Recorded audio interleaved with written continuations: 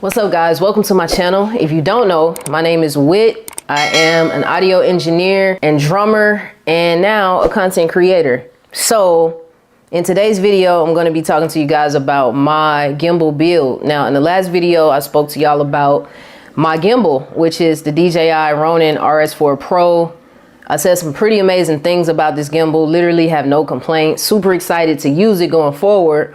But in this video, I'm going to show you guys how I built it in a way that works for me. You don't have to build your gimbal the way I build mine because different strokes for different folks, okay? I'm just gonna show you the way I do it in a way that works for me, right? And also, I'm open to suggestions if you guys have any ideas as to ways I could switch it up or change it up.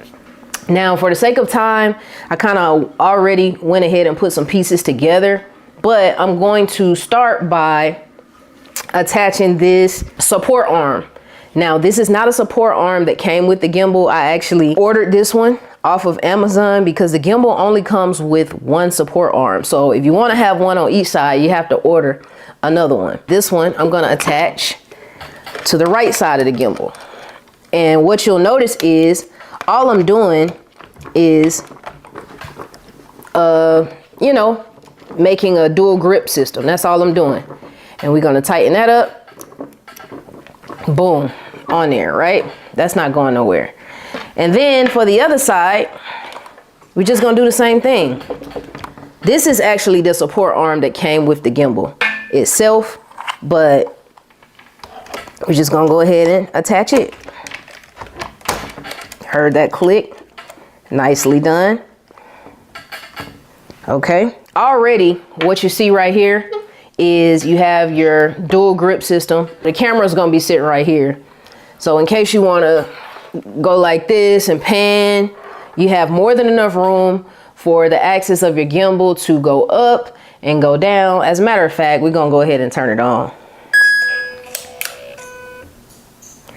Okay, so you have more than enough room for your gimbal to go up like this. It can go back down. You have more than enough room for it to pan on its axis if you want to go all the way around. Boom, boom, boom. More than enough room. You see that? And I kind of positioned it in a way to where you have to make sure you have enough room. It's not going to hit the grips right here. It's not going to hit anything. And that's part of the reason why I kind of built it the way I did. So once we get back to center, right, I have down here, I'm going to turn this thing around. I'm just going to turn this off real quick because we don't really need it right now. If I turn it around, here is my Shinobi Atomos 5.5 inch monitor, right? And I can just kind of bend it towards me to my liking.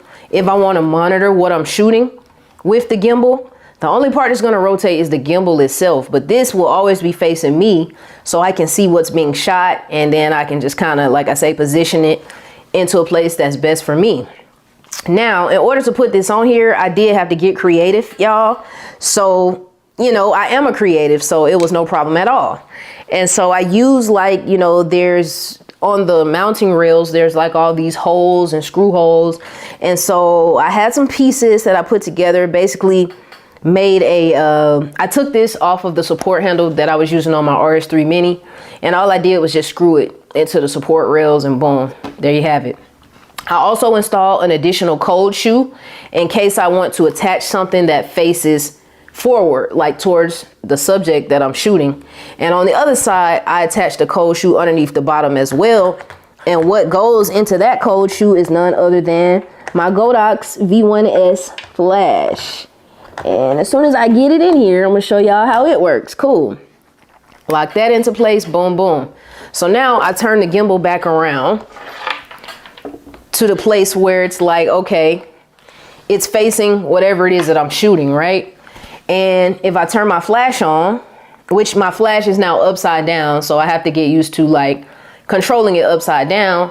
Now here's my flash pointed towards whatever it is I'm shooting. My monitor is facing me so I can see what's being shot.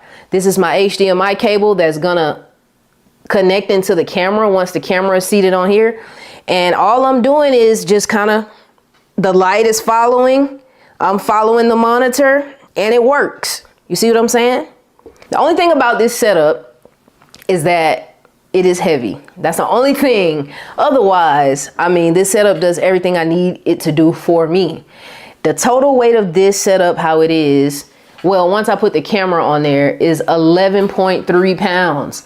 Now, I'm not going to be carrying around 11.3 pounds all day, every day. Like, I might carry it, you know, in my hands if I'm just trying to get some quick shots real quick. Maybe sometimes if I'm doing real estate videography, but I'm not going to be carrying around 11 pounds, you know. And if I am, I have to have a lot of breaks in between, because who's going to be just carrying 11 pounds like that? That can't be healthy.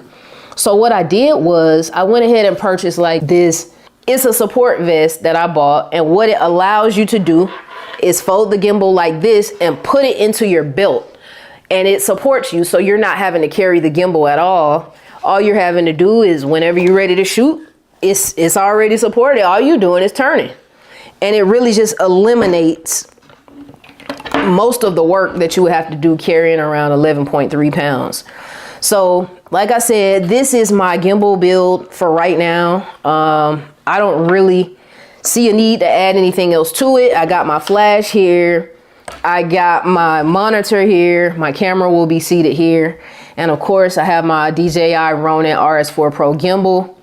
In and of itself, that really just takes content creation to a whole nother level.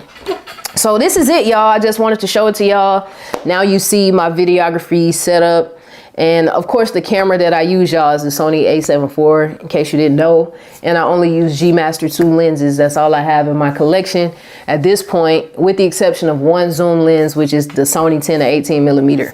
But that's all I got to say for this, y'all. I didn't really want to make a super long video. I just kind of wanted to show y'all my build. I hope you guys enjoyed this video. Don't forget to like, share, comment, and most importantly, subscribe to my channel. We're gonna be posting some more fire content, but this was my DJI build. Y'all let me know what you think about my build. Let me know in the comments down below. Do you think I should add anything, take away anything? Let me know what your build is like. Again, I'm on my journey. This is a self-taught journey. I didn't go to school for this.